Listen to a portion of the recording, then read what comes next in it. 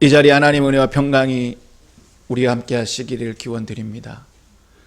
일주일 동안 잘 사셨어요? 네, 날씨가 너무 더워가지고 혹시 잠을 좀 설치지 않았을까 좀 생각해 봅니다. 설교하기에 앞서 좀 유치한 질문 하나 드리겠습니다. 한번 저를 보시고 한번 답을 한번 수술해 보세요. 예배를 드리면 복 받는다. 만약 예배를 안 드리면 벌 받는다.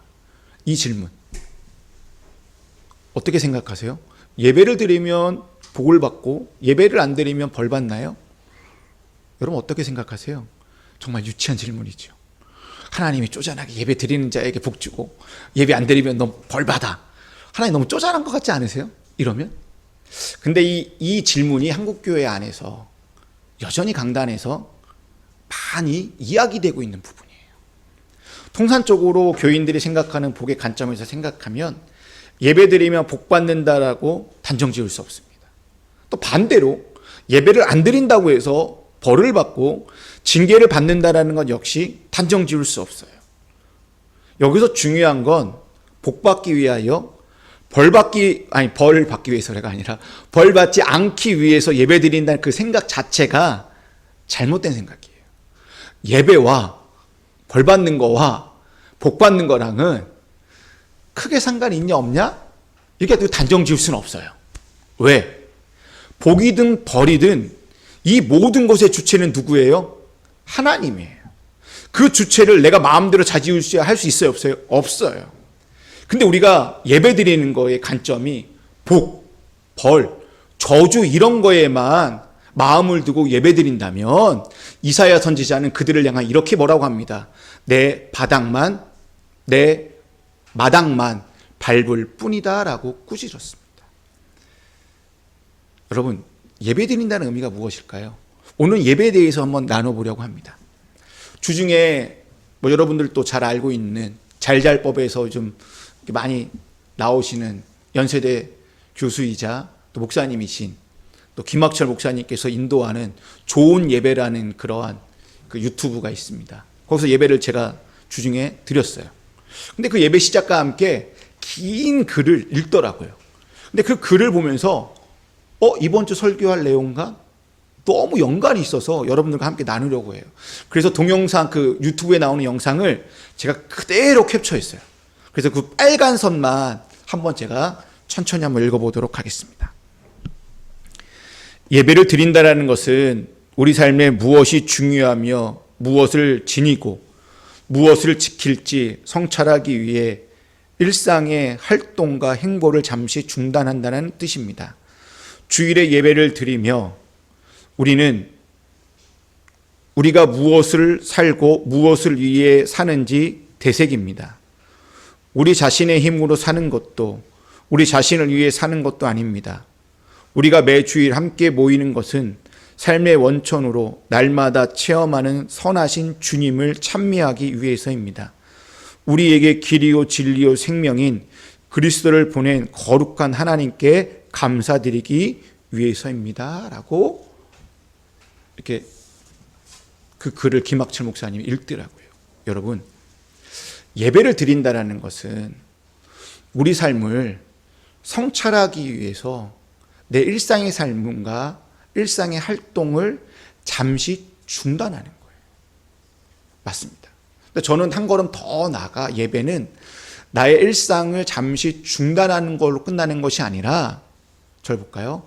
하나님 앞에서 호흡하는 거라고 생각을 해요. 예배는 뭐다? 하나님 앞에서 내가 호흡하는 거예요. 호흡을 다른 말로 말하면 숨 쉬는 거예요. 숨 쉬다예요. 약간 말장난 같은데요.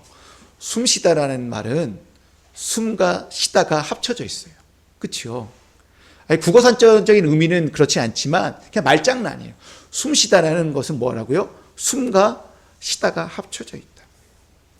하나님께서 사람을 창조하실 때 우리에게 생기를 불어넣어 우리를 살아있는 존재로 되게 하셨어요. 그게 오늘 우리가 읽었던 창세기 2장 7절 말씀인데 우리 다른 번역은 어떻게 번역했나 한번 우리 볼까요? 새 번역 이렇게 번역해냈어요. 그의 코에 생명의 기운을 불어 넣으니 사람이 생명체가 되었다라고요. 공동 번역은 코에 입김을 불어 넣으시니 사람이 되어 숨을 쉬었다라고 되어 있고요. 또 메시지 성경은 그 코에 생명의 숨을 불어 넣으셨다. 그러자 그 사람이 살아나 생명체가 되었다라고 번역해 놨습니다. 여러분, 원래 우리는 흙이에요. 티끌 같은 존재예요. 흙이 흙으로 존재할 때는 별로 가치가 없어요. 그냥 무의미한 존재일 뿐이에요. 근데 하나님 손에 들린 이 흙에 여기에 생명의 기운을 후 불어넣을 때 창조의 영광이 나타나게 됩니다. 그래서 인간을 뭐라고 얘기하냐면 생령, 다른 번역본에는 뭐라고 되어 있어요? 생명체, 또 영어 성경으로 보면 살아있는 존재로 번역해놨어요. 이는 인간의 생명과 존재의 근거는 하나님으로부터 비롯되었다라는 것을 말씀해주고 있어요. 인간의 생명의 소유권은 나한테 있는 것이 아니라 누구한테 있다? 하나님께 있다라는 것을 말씀해주고 있는 본문입니다. 그 인간은 독자적으로 생명력을 지닐 수 있습니까? 없습니까? 내 스스로 생명력을 지닐 수 없어요. 다른 말로 말하면 내 스스로 목숨을 끊을 권한도 없다라는 얘기예요. 처음부터 영원히 살 수 있는 존재로 창조된 것도 아니라는 얘기예요. 철저히 인간은 하나님에게 의존되어 있어서 본질적으로 인간의 생명에 대한 소유권은 하나님에게 있다는 거예요. 쉽게 얘기할게요. 뭐냐? 하나님이 나에게 후 불어줘야 내가 사는 거예요. 근데 하나님이 나에게 후 불어주지 않으면 나는 하루도 못 사는 존재라는 거예요. 그래서 시편 36편 9절에서 다음과 같이 노래하고 있습니다. 생명의 샘이 주님께 있습니다. 우리는 주님의 빛을 받아 환히 열린 미래를 봅니다라고 노래하고 있습니다. 여러분, 하나님으로부터 생명의 기운을 받아 숨쉬며 사는 우리가 해야 할 일은 무엇일까요? 창세기 2장 15절 한번 보실까요? 다 같이 한번 읽어볼까요? 시작.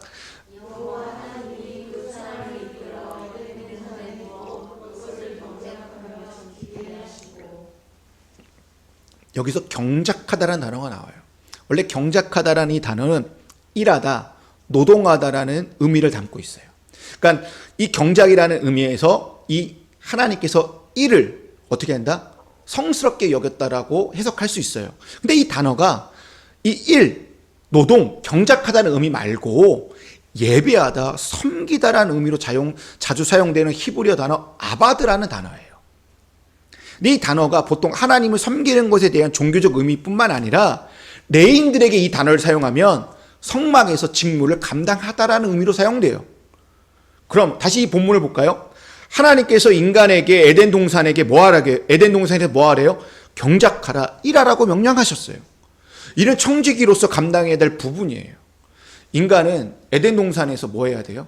잘 관리하고 돌봐야 될 의무가 있어요. 이게 뭐라는 거예요? 예배라는 거예요. 이것이 바로 섬김이라는 거예요. 그래서 하나님께서 우리에게 생명의 기운을 불어넣어 숨을 쉬게 한 이유는 여러분 단순하게 이 땅을 잘 관리하고 돌보라는 의미만 있는 것이 아니라 제 생각에는 한 걸음 더 나아가 뭐 하라고요? 예배하라는 거예요. 나는 숨쉬는 존재로 살아있는 존재가 되었으니 에덴 동산에서 내가 사는 이 땅에 만물과 함께 뭐 해라? 예배하라는 말씀입니다. 오늘 우리가 읽었던 말씀이 하나 더 있어요. 시편 150편 6절 말씀입니다. 새 번역 말씀으로 보겠습니다.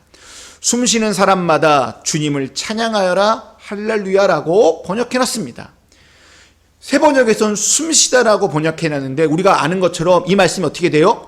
호흡이 있는 자마다 여호와를 찬양할지어다 라는 말씀이에요. 숨쉬는 것 결국 호흡이에요. 여러분 호흡이라는 이 단어는 그 어떤 단어들보다 하나님으로부터 오는 생명의 기운을 이 인간의 생명을 더욱 생생하게 묘사하고 있는 단어가 호흡이라는 단어예요. 최초의 사람 아담에게 하나님께서 뭐 하셨어요? 생명의 호흡을 후 불어넣으셨어요. 그리고 모든 인간은 하나님이 주신 호흡의 선물을 받아 생명을 갖고 살아갑니다. 그 생명을 갖고 내가 생기를 얻게 되고 총명을 얻어 이 땅에서 하루하루 살아가는 자가 되었습니다. 근데 만일 하나님께서 그 호흡을 걷어가시면요. 어떻게 돼요? 우리는 다시 흙으로 가게 되는 거예요. 조금 어려운 말로 바꿀게요. 하나님께 호흡을 걷어가면요. 흙으로 돌아간다고 그랬잖아요. 이 말은 내가 하나님과 같이 호흡할 때는 의미 있는 존재였지만 하나님의 호흡을 걷어가시면 나는 무의미한 존재가 됩니다. 이 티끌이 흙이라는 말이 무가치, 무의미하다는 뜻이에요. 시편 150편 6절에서 말하는 생명의 호흡은 뭐예요? 인간만이 가지고 있는 유일한 소유예요. 그렇기 때문에 인간은 하나님을 의존할 수밖에 없다라는 거예요. 그러면 시편 150편에서 얘기하고 있는 게 뭐예요? 주를 찬양하래요. 누가? 호흡이 있는 자들이. 호흡이 누구에게 있어요? 바로 사람에게 있어요. 바로 우리에게 있어요. 우리가 해야 될 건 뭐다? 하나님을 찬양하는 것이 마땅하다라는 거예요. 그 어떤 소리보다 찬양만큼 생명에 대한 감사를 잘 표현하는 것은 없다고 생각합니다. 그렇기 때문에 시편 150편에서 모든 인류에게 말하고 있는 것은 생명이 있으니 너희가 호흡하는 자이기 때문에 찬양하여라, 예배하라고 우리를 초청하고 있는 말씀이에요. 여러분, 오늘 우리가 나누고 있는 본문 창세기에 있는 말씀과 시편에 있는 말씀은 어떤 말씀이에요? 인간은 숨쉬는 존재이다. 그 숨은 누구한테 왔다? 하나님으로 왔다라는 말씀이에요. 요즘 어떠세요? 숨 쉬는 것이 어떠세요? 편히 쉬세요? 여기 지금 10대부터 50대까지 다양한 세대들이 있습니다. 그렇죠? 10대는 10대 나름대로, 20대는 20대 나름대로, 또 40대, 50대는 그 나름대로 숨 쉬는 게 쉽지 않을 거예요. 언제 편안하게 숨을 쉬어보는 기억조차 없을 거예요. 우리는 작년부터 코로나19로 인하여 삶이 우울해요. 그리고 최근에 황사와 미세먼지 때문에 마음 편히 숨을 쉬지 못하였습니다. 무엇보다 세상살이가요, 어느 하나 녹록한 것이 하나도 없습니다. 어디 하나 내가 편하게 기대어서 좀 숨을 쉬고 쉼을 얻을 수 있는 곳이 한 군데도 없어요. 그래서 그런지 사람들이 그렇게 캠핑을 다니는 것 같아요. 사람들이 쉬는 날이면 산으로, 바다로, 강으로 탁 트인 자연 속으로 들어가서 마음껏 숨 쉬고 오는 것 같아요. 현대사회는 피곤한 사회라고 얘기합니다. 이 피곤한 사회는 호흡하는 게 힘듭니다. 호흡하는 게 쉽지 않아요. 이 현대사회, 이 피곤한 사회는 숨 막히는 곳이 너무나 많이 있어요. 여러분 어떠세요? 여러분 다 자녀들 있잖아요. 자녀 문제 탁 아들, 딸 탁 생각하면 턱 하니 답답하지 않으세요?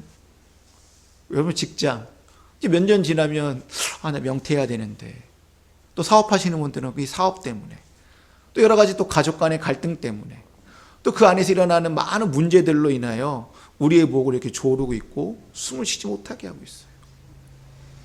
이 대부분의 사람들이요, 호흡을 하지 못하는 사람들의 대부분의 그 이유를 보면 다 하나입니다. 정신적인 스트레스라는 거예요. 자신의 삶의 테두리에서 일어나는 수많은 일들이 정신적인 불안으로 흥분하게 되고요, 긴장 상태에 있다 보니까요, 숨을 제대로 쉬지 못하게 돼요. 여러분, 숨을 쉬지 못하면요 죽어요.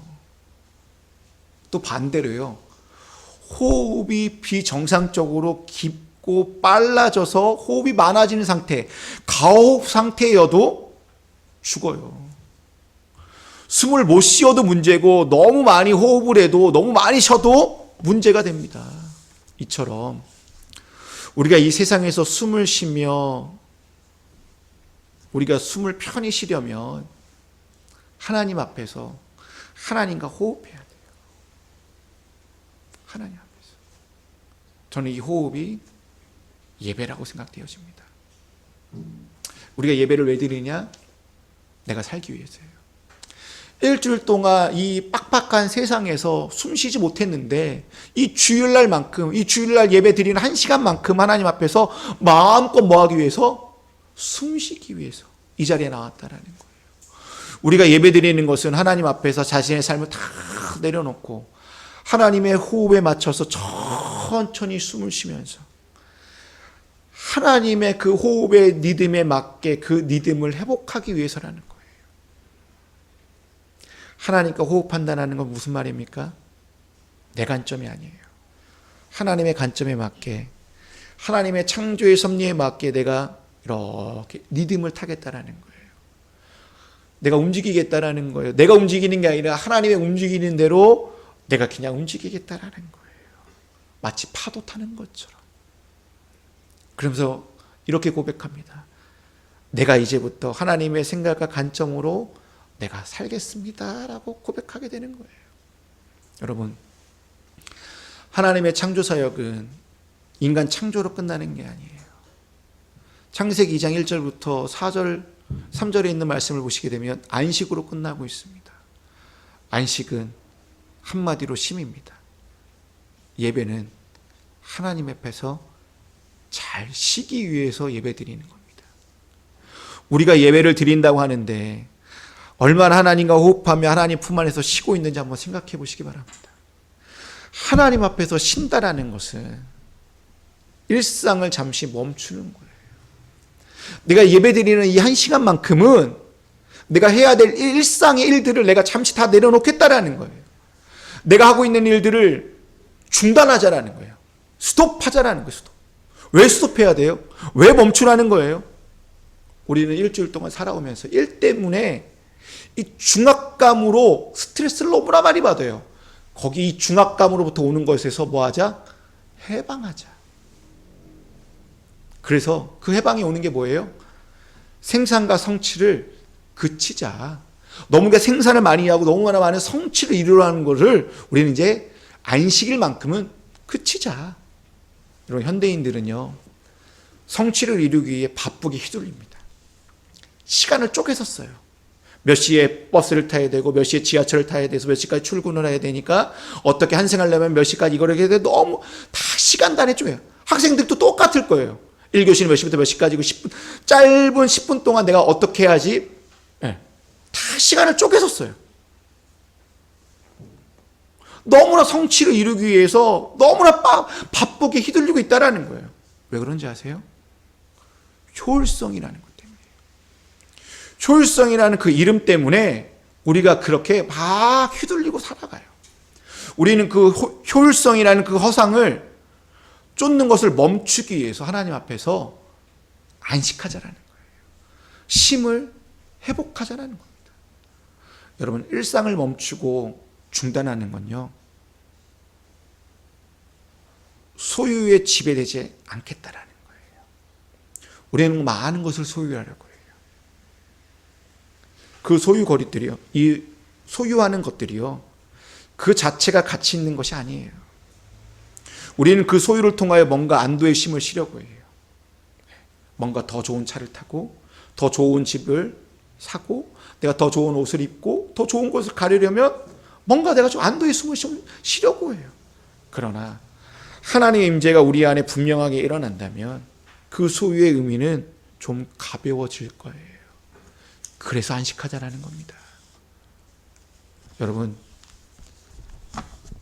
주일 예배만큼은 인간 생존에 필요한 것에 초점이 가면 안 돼요. 인간 생존에 필요한 게 뭐예요? 사는 집, 입는 옷, 먹는 음식, 무엇을 먹을까, 무엇을 마실까, 그런 거에 대한 것을 이루기 위하여 생산하고 얻어지는 것에 초점이 가 있으면 안 돼요. 그래서 주일날 예배하는데 뭔가 생산성을 이루기 위하여 뭔가 다이내믹하게 움직일 필요가 없다라는 얘기예요. 이것을 잘못 이해하고 잘못 구하게 되면 기복신앙으로 빠질 수 있어요. 자신의 욕망을 채우는 것에 초점을 맞춰지는 예배로 바뀌게 됩니다. 자신의 바람을 채우는 것에 초점을 맞추다 보면 내가 뭔가 예배 때 뭔가 액션을 취하려고 해요. 내가 뭔가를 자꾸 하려고 해요. 그러면 그 예배가 피곤해져요. 우리가 드리는 예배는 인간 생존에 필요한 것에 초점을 가기보다는 인간됨을 위하여 인간의 본질과 가치를 향하는 것에 초점이 있어요. 그 얘기가 아까 우리 화면에서 읽었던 바로 그 김학철 목사님의 그 예배 때 첫 화면에 나왔던 그 이야기와 일맥상통한 이야기입니다. 여러분, 하나님의 임재 안에서 여러분의 삶을 되돌아보십시오. 내가 가는 방향과 목표가 맞는지, 아니면 하나님께 나에게 가라고 하는 방향으로 내가 걸어가고 있는 이 시간 한번 확인해 보세요. 우리가 이 시간에 예배드리는 건 하나님 앞에 힘을 얻으면서 하나님 앞에 나가는 방향으로 가기 위하여 내가 준비하고 복장을 채비하기 위하여 드리는 예배이어야 됩니다. 그래서 그 방향으로 걸어가는데 여러분, 나 혼자 걸어가면 힘들어요. 그래서 함께 걸어가야 되는 거예요. 하나님과 함께 걸어가야 돼요. 그리고 예배하는 공동체와 함께 걸어갈 때 예배가 예배다워집니다. 이러한 예배를 드리는 자에게 하나님은 충분한 숨을 쉴 수 있게 하시고 충분히 힘을 주십니다. 여러분 어떠세요? 주일날 여기 모태신앙도 있을 것이고 중도 회심자도 있을 것이에요. 안식일날 주님의 품 안에서 제대로 쉬어본 적이 있으세요? 바쁘게 살았잖아요, 주일날. 우리가 제대로 쉬기 위해서 여러분 예배 드려야 돼요. 예배를 왜 드리느냐? 내가 숨 쉬고 내가 힘을 회복하기 위해서 예배 드리는 것으로 생각해 볼 때 그 예배는 정말 기쁠 거예요. 하나님께서 우리에게 힘을 주기 위하여 안식을 주신 이유가 무엇입니까? 세상은 고요하거나 평안하지 못하기 때문에, 세상은 우리를 악의 골짜기로 빠지게 하거든요. 그런데 안식일만큼 모든 것을 내려놓고 이렇게 얘기합니다. 주품에 와서 마음껏 쉬어라. 그동안 숨을 쉬지 못한 것 마음껏 숨쉬고 호흡해라. 창조의 질서의 리듬 안에 들어오라고 하나님은 우리에게 안식을 허락하셨고 거기에 초청하고 계십니다. 여러분, 주일은 안식입니다. 안식은 하나님께서 주신 생명의 기운으로 내가 다시 후 하고 숨 쉬는 거라고 저는 생각되어집니다. 홍순관 집사님의 노래 중 나는 내 숨을 쉰다라는 노래가 있습니다. 화면을 볼까요? 집에 가서 한번 이 노래를 한번 찾아서 한번 들어보세요. 되게 잔잔한 4분 정도 되는 노래입니다. 제가 그 가사를 한번 1절, 2절로 되어져 있는데 천천히 한번 읽어보도록 하겠습니다. 숨 쉰다. 숨을 쉰다. 꽃은 꽃 숨을 쉬고 나무는 나무 숨을 쉰다. 숨 쉰다. 숨을 쉰다. 아침은 아침 숨을 쉬고 저녁은 저녁 숨을 쉰다. 나는 내 숨을 쉰다. 내 숨을. 숨 쉰다. 숨을 쉰다. 별은 별 숨을 쉬고 해는 해 숨을 쉰다. 숨 쉰다. 숨을 쉰다. 바람은 지나가는 숨을 쉬고 쉬는 침묵의 숨을 쉰다. 나는 내 숨을 쉰다. 내 숨을. 이 노래가 우리에게 말하는 것이 무엇일까요? 홍순관 집사님이 이 노래를 쓰고 나서 쓴 글이 있어요. 그 글에서 이렇게 얘기하고 있습니다. 제 숨을 쉬며 사는 생명이 평화라고 이야기하고 있습니다. 헨리 데이비드 스노우의 시민 불복종에 나오는 글입니다. 사람뿐 아니라 제 숨을 쉬며 사는 생명이 가장 평화요 가장 강한 것입니다. 제 숨을 쉬어야 건강하고 당당한 것이니까요. 어른 때문에 아이가, 학교 때문에 학생이, 남자 때문에 여자가, 정부 때문에 백성이, 강대국 때문에 약소국가가 제 숨을 쉬지 못한다면 평화는 아닙니다. 과거 때문에 지금이, 지금 우리가 산 것 때문에 내일이, 사람 때문에 자연이 제 숨을 쉬지 못한다면 평화는 어렵습니다. 내 숨을 쉬기 위해서는 다른 이도 숨을 쉬어야 합니다. 나의 숨과 너의 숨은 따로가 아닙니다. 종교의 숨이 거짓이 되면 세상은 깊은 상처를 받고 심각한 모순에 빠지게 됩니다. 신자의 숨이 가식이 되면 이웃은 멀어지고 하나님은 세상의 통로를 그만큼 잃어버리게 됩니다. 숨지기가 하는 세상에 내 숨을 떳떳하고 고요하게 쉬는 것은 아름다운 저항이다라고 합니다. 그러면서 마지막 홍순관 집사님은 이렇게 말합니다. 제 숨이란 진지한 삶과 성실한 일상에서 우러나오는 산 제사 같은 것입니다. 라고요. 여러분, 지금 얼마나 내 숨을 쉬고 있는지 한번 생각해 보세요. 내가 숨을 쉬고 있는 것인지, 세상이 나를 인위적으로 숨쉬게 하고 있는 건지, 아니면 내가 다른 사람들에게 끌려가서 그 사람들의 리듬에 맞게 내가 숨을 쉬고 있는지 한번 생각해 보십시오. 자연은 어떠한가요? 지구는 어떠한가요? 하나님께서 만들어 놓은 이 동산에 창조 때의 모습으로 제대로 숨을 쉬고 있는지 한번 보십시오. 인간의 욕망과 탐욕으로 비롯된 인간의 편리와 번영으로 지구와 자연이 아프다고 씨름하고 있습니다. 제대로 숨을 쉬지 못해서 아프다고 탄식하고 있어요. 그래서 우리는 7주간 동안 뭐 하는 거예요? 생명 살리기 캠페인을 하고 있잖아요. 여러분, 정말 우리가 드리는 예배는 나만 숨 쉬자라는 것이 아니에요. 하나님께서 만들어 놓으신 보시기에 좋았다라고 한 그 피조물들과 함께 숨 쉬자라는 거예요. 우리가 드리는 예배를 통하여 우리가 창조세계의 청지기로 지음받은 사실을 이 시간에 기억하자라는 겁니다. 여러분, 햇빛을 보면서 땅과 동물과 식물들을 통해 오는 그 은총들을 보면서 각자에 맞는 숨을 쉬며 살아가고 있다는 것을 우리는 이 시간 기억하자라는 거예요. 그래서 우리는 자연과 더불어 살아가면서 창조주 하나님을 그들과 함께 뭐 하자라는 거예요? 바르게 예배하는 법을 배우자라는 거예요. 그래서 우리는 하나님의 계시와 은총이 있는 말씀과 함께 하나님께 올려드리는 이 찬양과 함께 그리고 하나님과 마음을 나누는 기도와 함께 뭐 하자?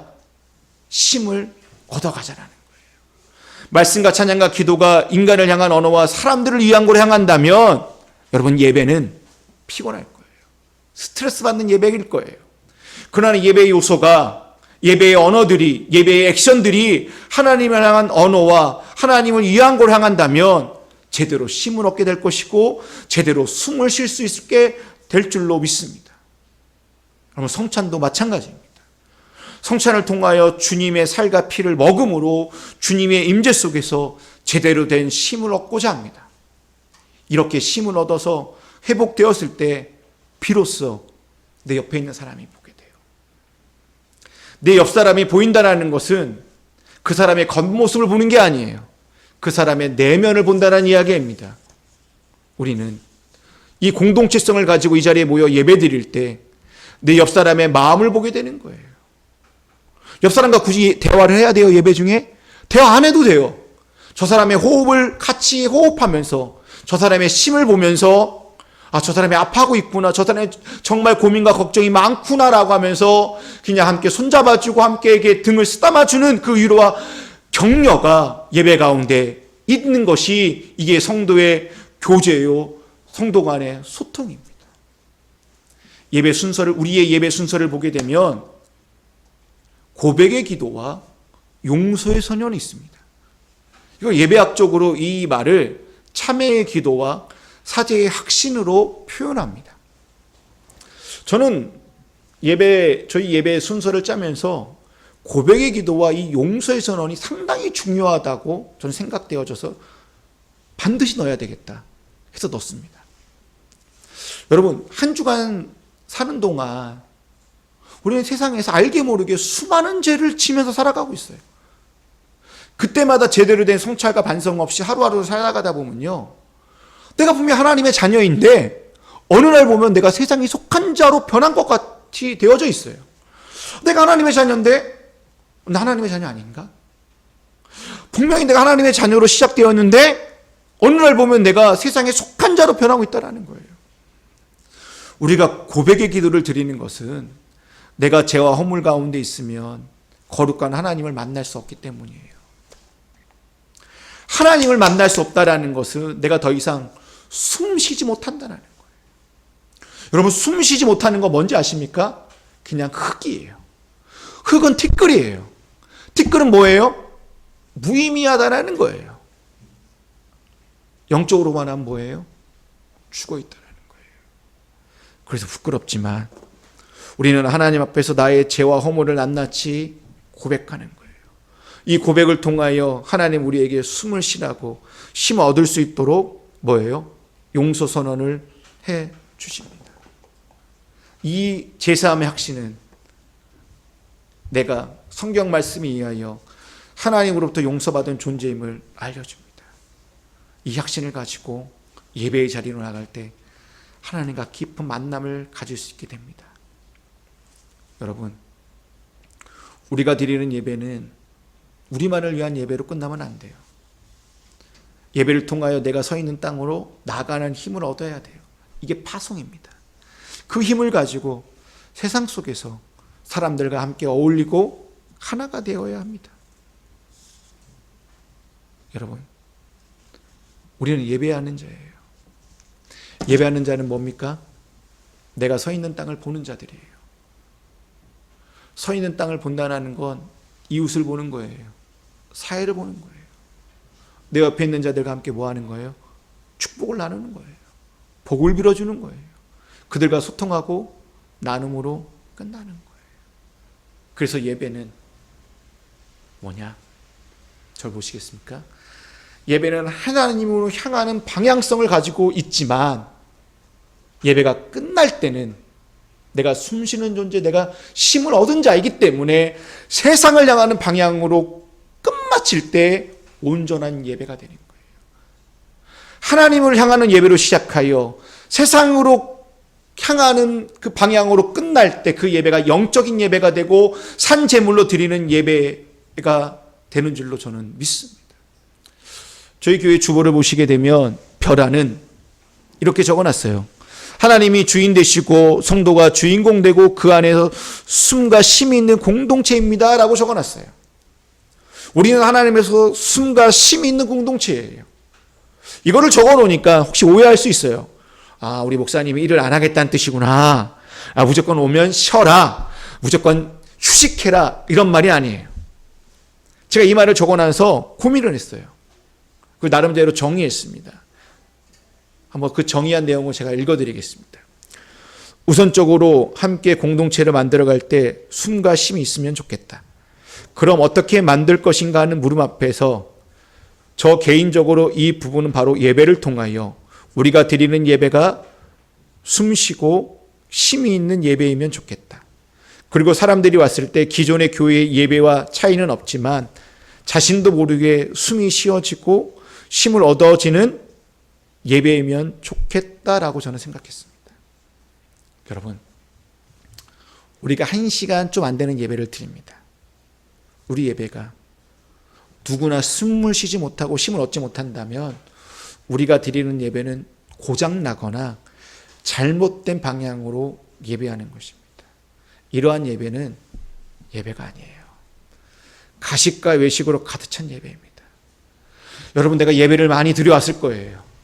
예배 드리는 동안 내가 숨 쉬지 못하고 답답하다. 극단적으로 얘기할까요? 예배 아니에요, 그거. 예배는 내가 주님 앞에 뭐하기 위해서 숨 쉬고 호흡하게 예배 드리는데 오히려 예배 드리는데 내가 답답하고 막 미칠 것 같아요. 그건 예배 아니에요. 그건 가식이고 아니면 그 예배가 잘못된 방향으로 가고 있다라는 거예요. 또한 우리는 누군가에게 보여주기 위하여 한두 사람만 참여하는 예배가 아니에요. 나머지를 구경꾼으로 만드는 예배이면 안 돼요. 그래서 함께 참여하기 위하여 우리는 한 목소리로 예배의 목소리를 만들어 나가고자 합니다. 이제 말씀을 저는 마치겠습니다. 그러면서 이제 말씀을 이제 요약하겠습니다. 우리는 숨쉬는 존재입니다. 하나님부터 나오는 생명의 숨을 통하여 자기의 숨을 쉬는 자입니다. 하나님의 창조사역 가운데 안식이라는 쉼을 주셔서 우리를 하나님 앞에서 마음껏 쉬게 만들어 놓으셨습니다. 우리는 하나님이 주시는 그 숨, 하나님이 주시는 그 쉼을 얻기 위하여 이 자리에 나와 예배드리고 있습니다. 여러분, 아까 그 노래처럼 내가 내 숨을 쉬고 내가 내 쉼을 얻고자 싶다면 때와 장소를 구분하지 말고 하나님 앞에서 예배자로 서 있으십시오. 그럼 하나님께서 여러분에게 편히 숨쉬게, 편히 쉼을 얻을 수 있게 만들어 주실 것입니다. 기도하시겠습니다.